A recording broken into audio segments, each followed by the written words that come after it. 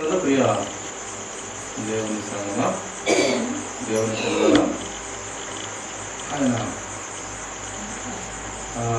పరిశుద్ధమైన యథార్థవంతమైన నామంలో అందరికీ హృదయపూర్వక వందనాలండి. కొన్ని మాటలుగా మనం ధ్యానించుకున్నాము. యోహాను మొదటి పత్రిక 5వ అధ్యాయము 19-20 వచనాలు చదువుకున్నామండి. మనము సత్యవంతుడైన వానిని ఎరుగవలెనని దేవుని కుమారుడు వచ్చి మనకు వివేకం అనుగ్రహించి ఉన్నాడని ఎరుగుతుంది. ఎవరిలో ఉన్నాము? ఆయన రక్త ప్రోక్షణలోకి వచ్చిన పిల్లలందరూ కూడా ఎవరిని కలిగి ఉన్నారు?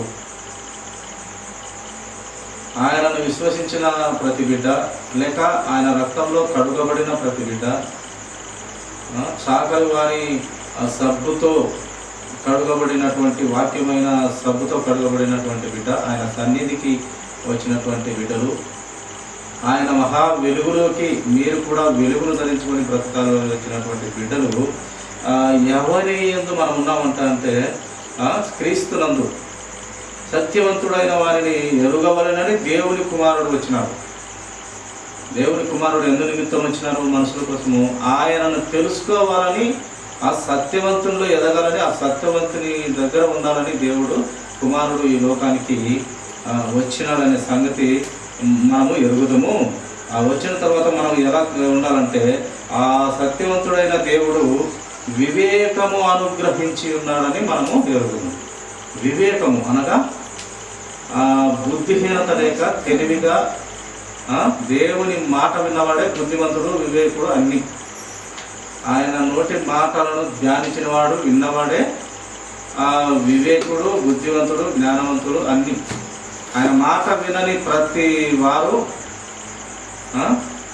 ఆయన మాట లెక్క చేయని అనగా ఆయన ఆజ్ఞలు లెక్క చేయని ప్రతి వారు కూడా ఆయన ఉగ్రతకు ఒకానొక దినము ఆయన ఉగ్రత రుచి చూడవలసింది.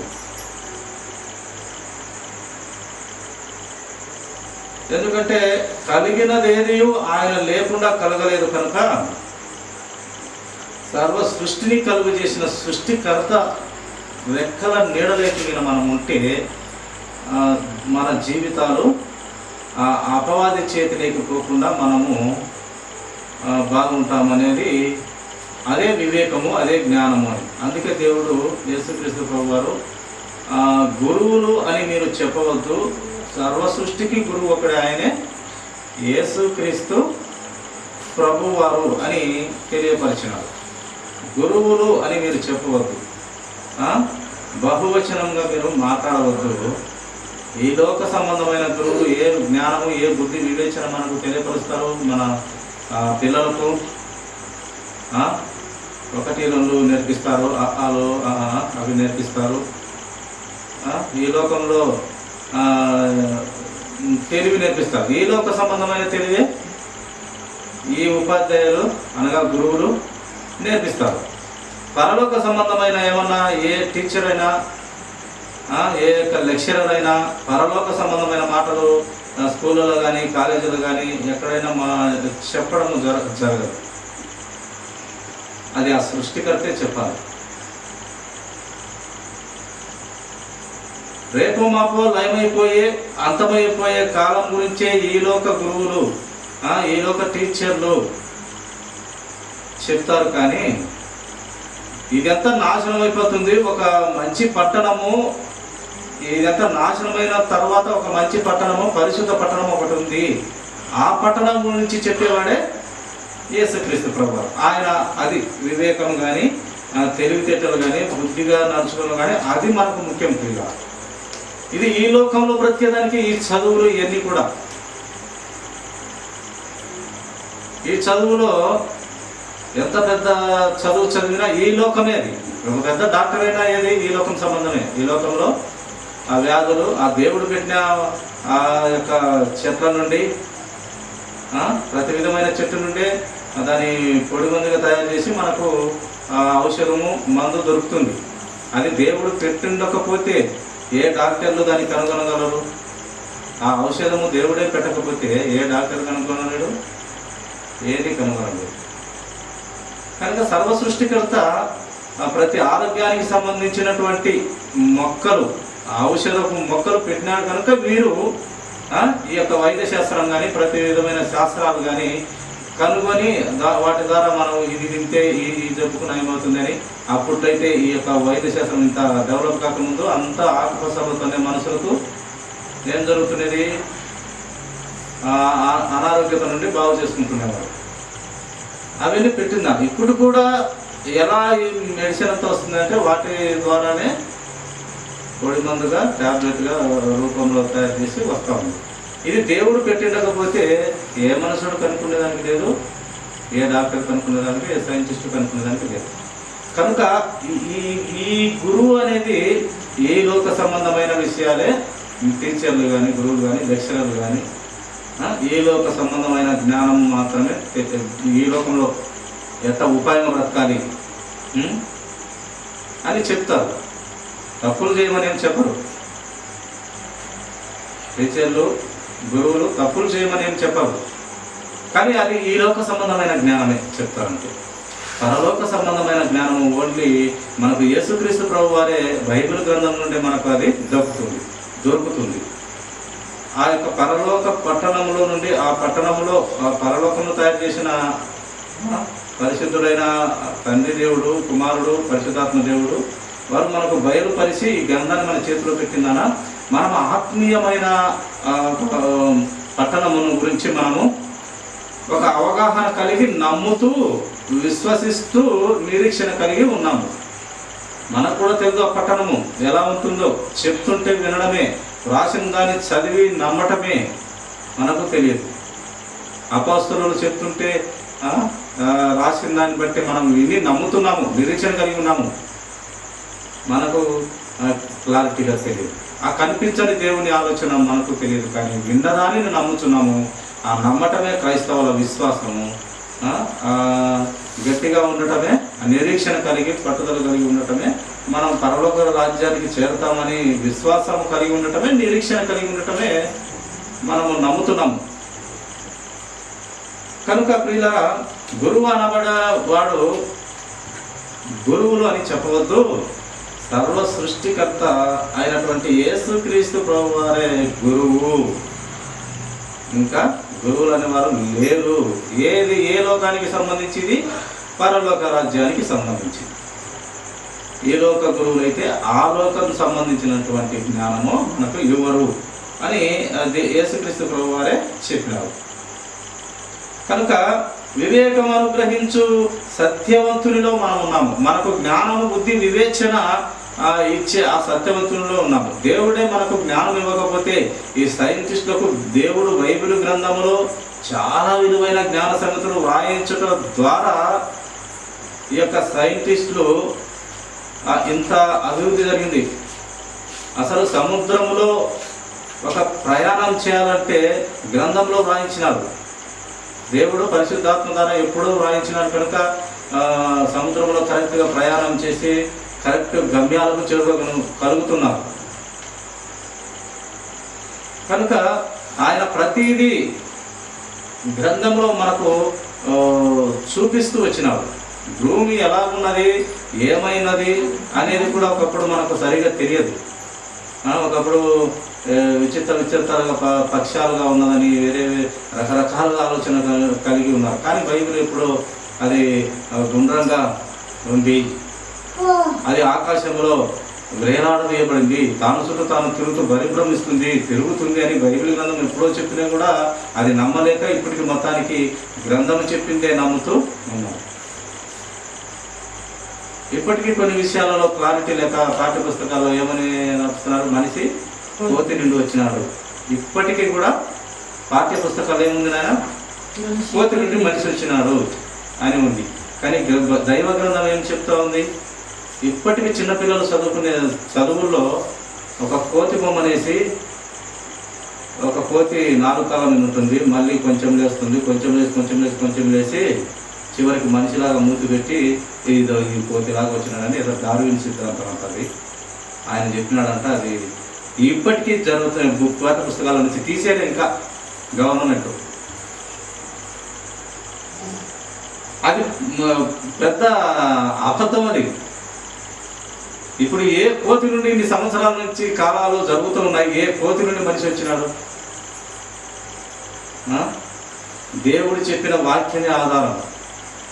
మట్టితో మనల్ని తయారు చేసినాడు, ఆయన పోలికలో మనల్ని తయారు చేసుకున్నాడు, ఎంతో లోకంలో ప్రేమించి ఆయన తయారు చేసుకున్నాడు అని బైబిల్ గ్రంథం చెప్తా ఉంటే ఇప్పటికీ సైన్స్ కనబడే వాళ్ళు కోతి నుండి వచ్చిండు, కుక్క నుండి వచ్చిందని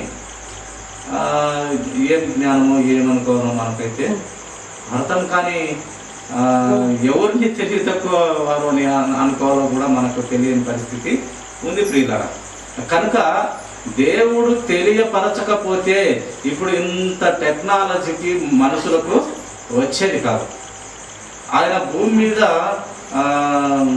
ఏ విషయంలోనైనా ఇంత జ్ఞానాన్ని మనకు ఇవ్వకుంటే, ప్రతిదీ గ్రంథంలో దేవుడు వ్రాయించినాడు కనుక చాలా పెన్ను దగ్గర నుంచి అంట ఏరోప్లేన్ వరకు క్రైస్తవ పిల్లలే, అనగా క్రీస్తును నమ్మిన పిల్లవాళ్ళే, క్రీస్తును నమ్మిన సహోదరులే ప్రతిదీ కనుగొన్నారంట. విమానం నడిపేంత వరకు, పెన్ను కానించి విమానం నడిపేంత వరకు బైబిల్ జ్ఞానంతో కనుగొన్నటువంటి వారే అంట. అనగా క్రైస్తవులకు ఈ బైబిల్ను బట్టి అది కూడా ప్రియుల ఆయన నోటి మాటను బట్టి జ్ఞానంతో కనుగొని తెలుసుకొని జ్ఞానం కలిగి బ్రతికేవారు.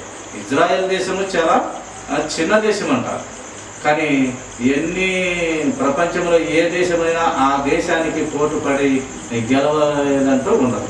చిన్న దేశమే, కానీ ఆ ఇజ్రాయెల్ దేశమును దేవుడు ఆశీర్వదిస్తున్నారు. అక్కడ ఉన్నటువంటి ప్రజలు ఇంచుమించుగా ఒక హైదరాబాద్ అంతా కూడా ఉండదంట, అంతమంది జనంతో ఉంటుంది. ఏ దేశము దానిని నాశనం చేయడానికి సాహసం చేయలేకున్నారు. ఎన్ని వేసినా ఫెయిల్ అయిపోయి పక్కన పడిపోతాయి.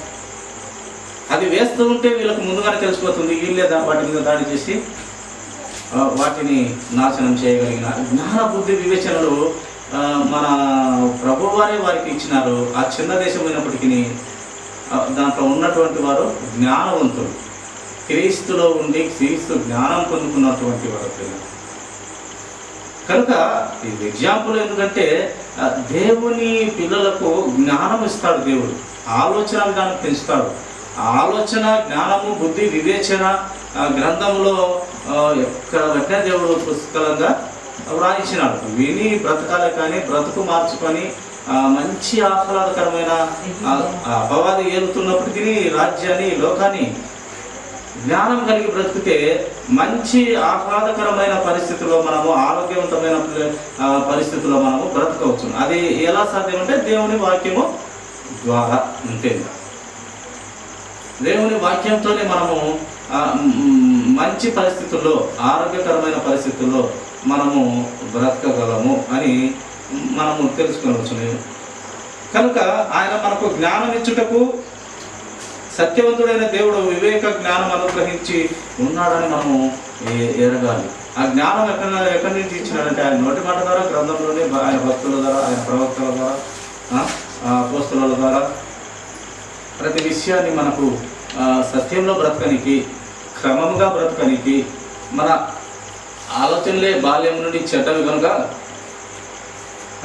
క్రమంగా బ్రతకనికి ఆయన ఆజ్ఞలు, ఆయన శాసనాలు, కట్టడలు, ఉద్దేశాలు ఇవన్నీ ఎందుకయ్యా మనిషి కంటే మనము క్రమంగా సత్యములో జాగ్రత్తగా బ్రతుకుటకు, ఈ లోక సంబంధమైన అలవాట్లు అసహించుకొని దైవ సంబంధమైన జ్ఞానంతో బ్రతకనికి మనకు ఈ గ్రంథాన్ని ఇచ్చినాడు. అంత జ్ఞానము దీంతో పెట్టాడు, వివేచన జ్ఞానం పెట్టాడు. కనుక దేవుని భయం మనకు కలిగి బ్రతికితే మన జీవితాలకు మంచిది. సృష్టికర్త అయిన దేవుడు చాలా గొప్పవాడు, ఆయన చాలా బలము కలిగిన దేవుడు. ప్రార్థనతో ప్రతిదీ మనం పొందుకొనవచ్చును. సత్యంలో నడిస్తే ఆయన ఎప్పుడైనా సత్యంలో ఉన్న పిల్లలను కాపాడుకుంటాడు, రక్షించుకుంటాడు. వారికి ఏది తక్కువ చేయడు. వారిని తలగానే పెడతాడు కానీ తోకగా పెట్టడు. వారిని అడుగు తినే వారిగా పెట్టడు. మంచి బుద్ధిమంతుల స్థితిలో మంచిగానే వారి జీవితాలు ఉంటాయని ఆయన అనేకమైన వాగ్దానాలు గ్రంథంలో మనకు అందరికీ కూడా ఇచ్చి ఉన్నాడు. మనం వాటిని పొందుకోవాలి, ఆ పట్టుదలతో పొందుకోవాలి, ఆ నిరీక్షణ కలిగి పొందుకోవాలి, ఆ ఓర్పు కలిగి ప్రభు వాక్యాన్ని నమ్మి విశ్వసించి పొందుకుంటే దేవుడు ఏదో ఒక సమయంలో మనుషులను ఆయన హెచ్చిస్తాడు. ఎప్పుడూ ఒకే జీవితాన్ని దేవుడు పెట్టడు. ఆకాశంలో పగులు రాత్రి ఎలాగో పెట్టినాడో, అలాగే అమావాస్య పున్నమి ఎలాగో పెట్టినాడో, మనిషి జీవితంలో కూడా ఎప్పుడు చీకటి బ్రతికే మనకు పెట్టడు. అనగా ఎప్పుడు కష్టాలే పెట్టడు అని, ఎప్పుడు వెలుగుగానే కూడా పెట్టడు. అనగా ఎప్పుడు మంచి లగ్జరీ లైఫ్, అనగా అన్ని విధాలా బాగా ఉండే జీవితాన్ని ఎప్పుడు అది పెట్టడు. నీకు ప్రతిదీ నేర్పించాలనుకుంటాడు దేవుడు. నువ్వు ఇబ్బంది వచ్చినప్పుడు ఎలా బ్రతకగలవు, అన్నీ ఇచ్చి నువ్వు ఆరోగ్యవంతంగా ఉన్నప్పుడు ఎలా బ్రతకగలవు, దాన్ని బ్యాలెన్స్ చేసుకొని ఎలా బ్రతకగలవు. పిల్లలకు జ్వరాలే పెడతాడు, కొన్ని వ్యాధులే పెడతాడు. డబ్బులు సంపాదించడానికి కష్టపడిన దాంట్లో పిల్లలను ఆసుపత్రికి తీసుకోవాలి. అంతా నేర్పుకుంటూ నిన్ను చెప్పుకుంటూ వస్తుంటాడు దేవుడు. మనం బాల్యం నుండి లేదా వివాహమైన నుండి మనకు రెక్కలు వచ్చిన నుంచి, అనగా మన బ్రతుకు మనము బ్రతకగలిగే స్థితిలోకి వచ్చినప్పుడు, వివాహమైనప్పుడు మన బ్రతుకు మనము బ్రతకగలిగే ఆలోచన జ్ఞానం వచ్చినప్పుడు, తల్లిదండ్రుల మీద ఆధారపడకుండా బ్రతకగలిగే జ్ఞానం వస్తుంది. ఎప్పుడు 20 దాటినా నుంచి, లేక 24 వయసు అయినా ఉంచి, లేక వివాహమైనా ఉంచి ఎప్పుడు తల్లిదండ్రుల మీద ఆధారపడకూడదు. పక్షులు చూడండి, అవి చిన్నప్పుడు పియో అనేసి నోరు తెరుస్తాయి. తల్లి అక్కడ ఇక్కడ పోయి తెచ్చుకొచ్చి ఆ చిన్న గుడ్లు కానీ చిన్న పురుగులు కీటకాలను తెచ్చి నోట్లో పెడితే ఇంతలా తెరుస్తాయి. తెరిచి వాటిలో పెడితే తినేస్తాయి. తింటాయి కొంచెం పెద్ద అయినాక అవి ఎగురుకుంటూ పోయి తినే అలవాటు చేసుకుంటే, మళ్ళీ తర్వాత పూర్తిగా పెద్ద అయినాక ఇంకా తల్లి, నన్ను సాకిన తల్లి కూడా ఎవరా అని కూడా ఆలోచన చేయకుండా అది కష్టపడి ఎగిరి ఆహారాన్ని క్రిమి కీటకాలను తెచ్చుకొని అలా దాన్ని జీవనం సాగిస్తుంది. ఎప్పుడు కూడా తల్లిదండ్రుల మీద ఆధారపడకూడదు. ఎప్పుడు కూడా అంటే నీకు తగిన వయసు వచ్చినా ఉంచి, తగిన జ్ఞానం వచ్చినా ఉంచి, లేదా వివాహమైనా ఉంచి, ప్రతి చిన్నదానికి ఇంకా తల్లిదండ్రుల మీద ఆధారపడదు. ఎందుకంటే నీకు స్వాతంత్రము రెక్కలు వచ్చింటాయి, నువ్వు పని చేసుకునే శక్తి వచ్చింటుంది, జ్ఞానం వచ్చింటుంది, యుక్తి వచ్చింటుంది. వాళ్ళని నువ్వు ఎదిరిస్తున్నావంటే నీకు ఇంకా నీ అంతటా నువ్వు పని చేసుకునే జ్ఞానం నీలో ఉన్నట్టే. వాళ్ళని ఎదిరించకున్నంతసేపు నీకు రెక్కలు రానట్టే. వాళ్ళని ఎప్పుడైతే నువ్వు మాటకు ఎదిరిస్తావో, తల్లిదండ్రులను పిల్లలు ఎదిరిస్తే నీకు ఆలోచన వచ్చిందో, ఇంకా వీరు పెద్దవారు అయిపోయినట్టే, రెక్కలు వచ్చినట్టే, ఇంకా వాళ్ళు పోషించగలిగిన సామర్థ్యం వచ్చినట్టే. కనుక ఇలాగా దేవుడు కూడా మనకు సరైన ఆలోచన విధానం వచ్చిన నుంచి మనము చెక్కనికి, ఒక పనికిరాని రాయిని శిల్పంలా మార్చడానికి శిల్పి ఎలాగ కష్టపడతాడో, మనము కూడా ప్రతి విషయంలో నీకు కొన్నిగా చేదనుభవాలు రుచి చూపిస్తాడు, కొన్నిగా ఆనందము రుచి చూపిస్తాడు, కొన్నిగా వ్యాధులు పెట్టి ఇబ్బందికి గురి చేస్తాడు. అన్నీ నీకు తెలియరావాలని, నిన్ను మంచి ఒక వజ్రంలో తయారు చేసుకోవాలని, నిన్ను పవిత్రంగా మంచి వ్యక్తిగా చేసుకోవాలని, వాక్యంలో నీవు వర్ధిల్లాలని, ఆ ప్రతి విధమైన వాక్యాన్ని నమ్మి బలం పొందుకొని నిరీక్షణ, పట్టుదల, ఓర్పు కలిగి, నిరీక్షణ కలిగి, విశ్వాసం కలిగి ఉండాలని ఇలాంటి చిన్నవన్నీ కూడా పెడుతూ ఉంటాడు దేవుడు. పెట్టి నిన్ను శిల్పంలాగా చెక్కి ఒక మంచి శిల్పంలాగా నిన్ను చెప్తాడు. అంటే ఒక పవిత్రమైన వానివిగా, ఒక యథార్థవంతమైన వానిగా, ఒక నీతిమంతురమైన వానిగా నిన్ను తీర్చి చెప్తాడు దేవుడు. అందుకే మనకు నిజంగా ప్రభువు నమ్మిన పిల్లలకు, అనగా ఆయన రక్త ప్రోక్షణలోకి వచ్చిన పిల్లలకు, ప్రభు అంగీకరించిన పిల్లలకు శ్రమలు జాస్తి, ఎక్కువ ఇబ్బందులు ఎక్కువ వస్తాయి అని చెప్తూ ఉంటారు. నిజమే అది. పరీక్ష కూడా చేస్తాడు. ఇప్పుడు అబ్రహాముకు, నాయన నిన్ను ఆకాశంలో ఇంత నక్షత్రం వల్ల చేస్తాను, లేక ఇసుకలో వల్ల చేస్తాను అని చెప్పి ఆయన పరీక్ష పెట్టకుండా ఉన్నాడా? ఒక పిల్లని పుట్టించి కలుగ చేస్తానని, సంవత్సరంలోపు కలుగ చేస్తానని చెప్పి కలుగ చేసినారు.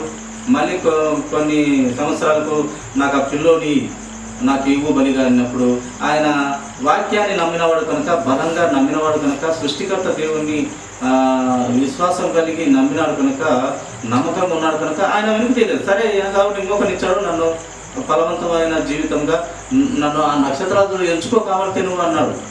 అంత ఎప్పుడు చేస్తాడు ఈయన అనేసి ఇచ్చాడు కాబట్టి ఇంకొకరిని ఇచ్చి ఈ లోకాన్ని పండిస్తాడు నిండిస్తాడని విశ్వసించిన వాడు కనుక ఆయన వెనుకదీయక శారామ్మకు చెప్పినడో లేదో తెలియదు కానీ చీకట్లను లేసి తీసుకుని ఆ కొండ మీదకి పోయి బలి ఇచ్చే సమయంలో అబ్రహాము ఆగునైనా నేను ఏదో నిన్ను పరీక్షించడానికి నీ విశ్వాసము కొలత ఎంతనో, నీ విశ్వాసం % ఎంతనో, ఎంత మట్టు విశ్వాసం కలిగి ఉన్నావంటే నీవు 100కి 100 మాటలు % విశ్వాసం కలిగి ఉన్నావు. నువ్వు అందుకే విశ్వాసాలకు తండ్రి అవుతావు, నీవు అనేక జనములకు తండ్రి అవుతావు అని ఆశీర్వదించినాడు. దేవుడు చెప్పినట్టు, ఆయన నమ్మినట్టు, ఆయన నిరీక్షించినట్టు బహుగా ఆయన నుండే క్రీస్తు ప్రభువారిని ఉదయింపజేసినాడు. ఇలాగ మనం అందరం కూడా ఆయన నుండే వచ్చిన వారు కనుక ప్రతిదీ దేవుడు పరీక్షిస్తాడు. నీకు జ్ఞానం రానికి నీకు పరీక్షల పాలుగా నిన్ను చేస్తాడు. నమ్మాలి, విశ్వసించాలి, నిరీక్షణ కలిగి ఉండాలి, పట్టుదల కలిగి ఉండాలి. బెతస్దా కోనేటి దగ్గర ఎన్ని సంవత్సరాలు? 38 సంవత్సరాల నుంచి ఆయన పడిన 38 సంవత్సరాలు పాపం నరసలేడు ఏం చేయాలి అట్నే కనిపెట్టుకున్నాడు. ఎవరో ఒకరు రాకపోవడా పుణ్యాత్ముడు, ఏదో ఒక దేవుడు వచ్చి కాపాడకపోవడానికి 38 సంవత్సరాలు కనిపెట్టుకున్నాడు. ఆ దేవదూతలు నీళ్లు కదిలించినప్పుడు పోదాం అనుకుంటే ఈయన దోయాడుకుంటూ వాళ్ళకనే వేరే వాళ్ళు ఆడున్నవారు కాబట్టి దిగి వాళ్ళు స్వస్థత పొందేవారట అని సృష్టికర్త అయిన దేవుడే వచ్చి మాట్లాడితే, అయ్యా ఆ దేవదూతలు వచ్చినప్పుడు నేనేమో పోదాం అనుకుంటాను, నాకన్నా ముందుగా దిగి ఎవరో స్వస్థత అవుతున్నారయ్యా, 39 సంవత్సరాల నుంచి ఇలాగనే నేను అవస్థపడుతున్నాను అని అంటాడు. అప్పటికీ కూడా ఆయన నన్ను బాగు చేయని అన్నాడు. అప్పుడు దేవుడు ఆ సృష్టికర్త వచ్చి ఆయనను కలుగజేసిన ఆ పక్షవాతంతో కలుగజేసిన ఆయనను ఆయన స్వస్థత ఇస్తే ఎన్ని సంవత్సరాలు ఓపిక కలిగి ఉన్నాడు. ఆ ఓర్పు మనం ఆలోచన చేయాలి. అందుకే ఆయన జీవితాన్ని గ్రంథంలో లిఖించబడింది. మనం ఆలోచన చేసేదానికి ఎంత ఓర్పు కలిగి ఉన్నాడు. 38 సంవత్సరాలంటే మాటలు కాదు. 2-3 సంవత్సరాలకే నిజంగా మనం మంచము దిగలేని స్థితిలో ఉంటే ఇంకా ఆత్మహత్య వేసుకుని ఏదైనా మందం దాగి చచ్చిపోదామా అన్నంత ఆలోచనలకి మనిషి వచ్చేస్తాడు. వృద్ధాప్యంలో వాళ్ళకు ముఖ్యంగా అట్లాంటి ఆలోచనలు వచ్చుంటాయి. ఏది ఇంకా దిగలేని పరిస్థితి, ఒక బాత్రూమ్కి వెళ్ళలేని పరిస్థితి, ఒక తోడుంటే కానీ వెళ్ళలేని పరిస్థితులు ఉన్నప్పుడు ఏదో ఒకటి తాగి చనిపోదామా అనే పరిస్థితి రేపు వస్తుంది. అప్పుడు అంతటి పరిస్థితి ఆయనకు కలిగి ఉన్నాడు. ఆయన ఒక ఏదో విశ్వాసాన్ని కలిగి ఉన్నాడు, నమ్మకాన్ని కలిగి ఉన్నాడు. ఎవరొకరు రాకపోరా, నన్ను కలుగజేసిన సృష్టికర్త ఎవరినొకరిని పంపకపోడా లేక ఆయనే రాకపోడా అని కనిపెట్టుకున్నాడు. స్వస్థత పొందుకున్నాడు. ఆ నిరీక్షణ, ఆ ఓర్పును దేవుడు గ్రంథంలో మనకు జ్ఞాన బుద్ధి వివేచనలు కలుగుటకు గ్రంథంలో వ్రాయించినాడు పిల్లలు. కనుక ప్రతిదీ మనము క్రమంలో బ్రతకనికి, సత్యంలో బ్రతకనికి మనము పరీక్షల గుండా మనము ఆయన తీసుకెళ్తాడు, ఆయన నడిపిస్తాడు, అన్నీ పెడతాడు. ఇబ్బందులు, బాధలు, ఇరుకులు, ఆనందం, సంతోషం, దుఃఖము, అన్నీ పెడతాడు మనకు. ఇవన్నీ కలిస్తేనే జీవితం. ఎప్పుడు సుఖంగా అంటే ఏం జీవితం అది? ఎప్పుడు ఇబ్బంది పడితే ఏం జీవితం అది? ఆనందం తెలియాలి, దుఃఖం తెలియాలి, బాధ తెలియాలి. అందుకే ప్రలాపించుకున్న ఇంటికి వెళ్ళురా నాయన, ఆ విందు జరుగుతున్న ఇంటికి ఏం పని? అక్కడ కడుపున అయితే పోగొడతారు కానీ ప్రలాపించే ఇంటికి పోరా, నీకు జీవితము విలువ తెలుస్తుంది. ఆ రోదన చూడరా, ఆ కన్నీళ్ళు చూడరా, ఆ ప్రేమించి ఆ దుమ్ములో కొల్లాడుతున్న వారిని చూడరా నాయన, నీకు ఈ లోకంలో నీ జీవితం ఏదో నీకు తెలుస్తుంది, నీకు తెలియవస్తుంది, నీకు కొంచెం జ్ఞానము అవుతుంది అని ప్రభు అందుకే విందు జరుగుతున్న ఇంటికి పోవడం కంటే ప్రలాపించుతున్న ఇంటి వారికి లేదా చనిపోయి రోదన చేస్తున్న ఇంటి వారికి వెళ్ళు అని చెప్పింది అందుకే. కనుక ప్రియ సహోదరు, మనము గ్రంథంలో ప్రతి వాక్యంతో మనము బ్రతుకుతూ ఉంటాము, దిద్దపడుతూ ఉంటాము, నేర్చుకుంటూ ఉంటాము. ఇవన్నీ కూడా దేవుడు మనము బాగా బ్రతకాలని ఆయన ప్రార్థిస్తాడు. చూడండి, మరొక మాట చూసుకున్నాము. కింది మాటకు కూడా 20 వచనం చూస్తున్నాం. మనము దేవుని కుమారుడైన యేసు క్రీస్తు నందున్న వారమై, మనం ఎవరు నందు ఉన్నాము? ఆయన రక్తంలో కడగబడిన పిల్లలం కదా. దేవుని కుమారుడైన యేసు క్రీస్తు నందున్న వారమై సత్యవంతుని యందు ఉన్నాము.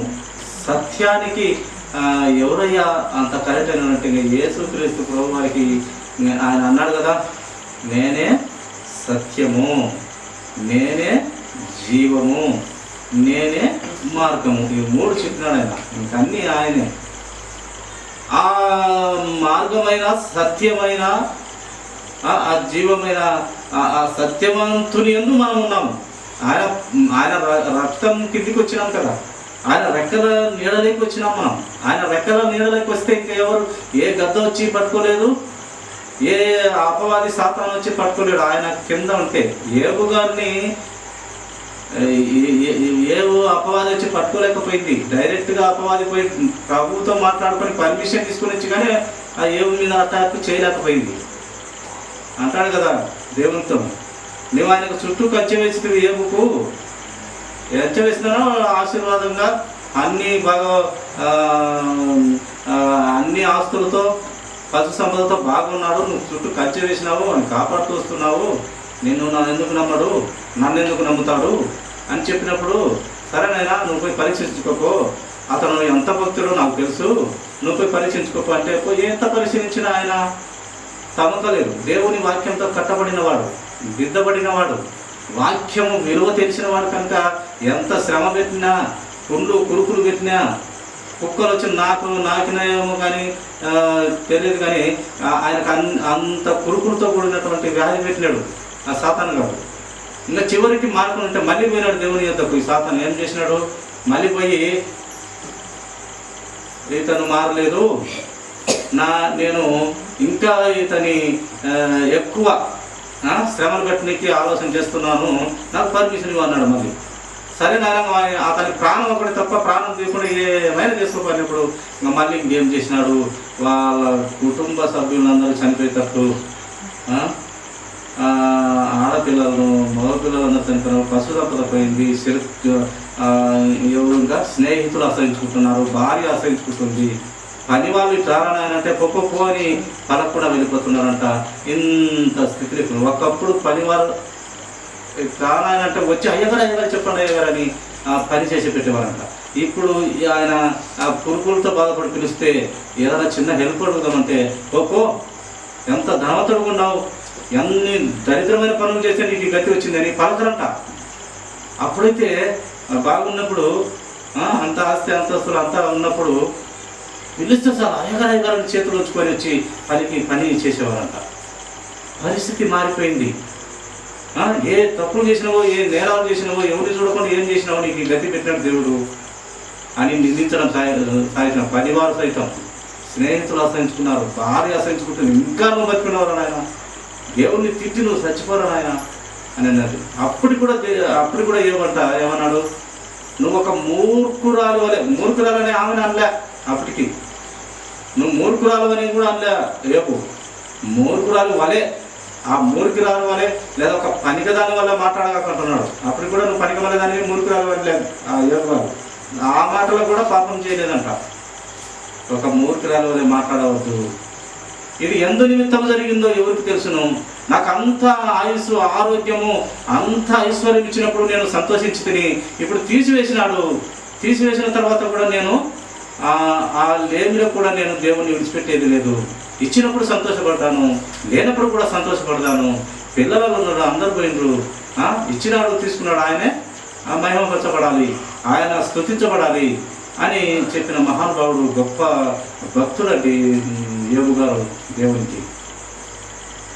చివరికి అపవాది గారికి చేత కాక మళ్ళీ ఆయనకు 1000 ఎడ్లు ఉంటే ఆయనకు మళ్ళీ డబల్ అయినాయి, 500 అంతా మళ్ళీ అన్నీ కూడా పిల్లల కాడి నుంచి పాస్తులు అన్నీ మళ్ళీ డబల్గా ఏబుకు ఇచ్చినట్టుగా చూస్తాము.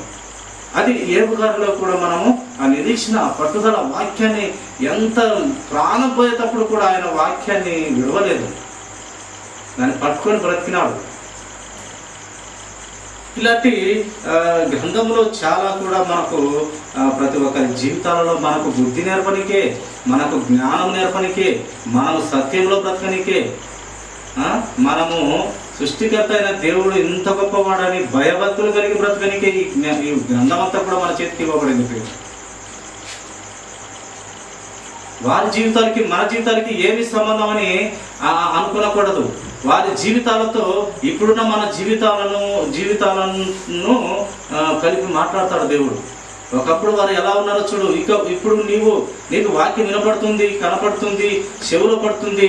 వారు ఎలా బ్రతికారు, ఆ భక్తులు ఎలా బ్రతికినారు, నువ్వు ఎలా బ్రతుకుతున్నావు చూడయ్యా, మార్చుకోయ్యా బ్రతుకు అని చెప్పనీకి దేవుడు గ్రంథంలో రాయిస్తూ వచ్చినాడు ప్రియ. కనుక ప్రియ సహోదరి సహోదరుల, నా జీవితాలలో మనము దేవుని భయం కలిగి బ్రతకాలి ప్రియ. దేవుని భయంతో బ్రతకాలి. దేవుని చిత్తములో ఆలోచనలో మనం బ్రతికినట్లయితే, ఆయనకు భయపడితే మనము మన జీవితాలుగా ఉంటాయి. ఆయనకు లోబడితే మన జీవితాలు అద్భుతంగా ఉంటాయి. కనుక ప్రియులారా, మనం అటుదైన స్థితిలో ప్రతిరోజు కూడా వాక్యపు వెలుగులో, వాక్యం అంటే దేవుడు ప్రియులారా, వాక్యం అంటే దేవుని వెలుగు, మహా వెలుగు. యేసుక్రీస్తు ప్రభువారు ఒక సామాన్యమైన ఆయన వ్యక్తి కాదు. ఆయన శక్తి బలము కలిగిన దేవుడు. ఆయన అంత బలము కలిగిన దేవుడే, మనల్ని తయారు చేసిన దేవుడే. మన పోలికలకి మనల్ని ఎంత ప్రేమించినాడో ఏమో, ఎంతో ప్రేమించినాడని చెప్పినాడు. ఇంకా ఎంతో ప్రేమించినాడంటే మానవులలో నేను కూడా దిగి బ్రతకాలన్నంతగా ప్రేమించినాడు.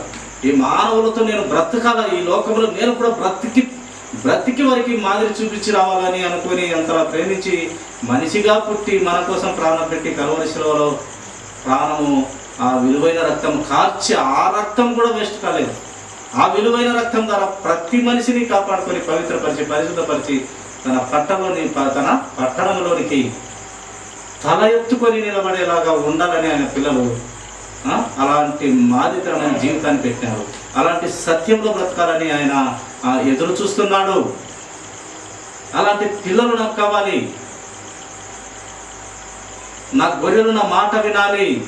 నేను గొర్రెలకు ప్రాణం పెడతాను. నేను ఏదో ఆస్తి సంపాదించుకోనికో ఈ లోకానికి, లేక ఏదైనా సంపాదించుకోనికో, లేక నేను సేవ చేయించుకోనికో ఈ లోకానికి రాలేదు. నేను సేవ చేసేదానికే వచ్చాను. మనుషులను సత్యంలోకి రానికే నేను మీకు సేవ చేశాను. మీరు నాలాగా ఉండడానికి మీకు నేను సేవ చేసి వెళ్తున్నాను అని నిజంగా దేవుడు యేసుక్రీస్తు ప్రభువారు మన పట్ల చాలా ప్రేమను చూపి ప్రాణం పెట్టి తన ఆస్తులుగా చేసుకున్నాడు. ప్రజలందరినీ తన బిడ్డలుగా, తమ కుమారులుగా చేర్చుకున్నాడు దేవుడు. కనుక అట్టిదైన కృప కలిగిన దేవుడు మనము ఆవగింజంత విశ్వాసం కనపరుచుకొని ఈ లోకంలో మనం బ్రతకాలని దేవుడు ఆశిస్తున్నాడు. కనుక ఆవగింజంత విశ్వాసంతో మనం బ్రతుకుతాము. ఆయన చిత్తంలో ఎదిగి ఆయనకు లోబడి మన బ్రతుకులు మార్చుకొని దిద్దుకొని దేవునికి లోబడి బ్రతుకుదామని అట్టిదైన జ్ఞాన బుద్ధి వివేచనలు దేవుడు మనకు అందరికీ దయచేయనుగా తలనిచ్చినట్లయితే చిన్న ప్రార్థన.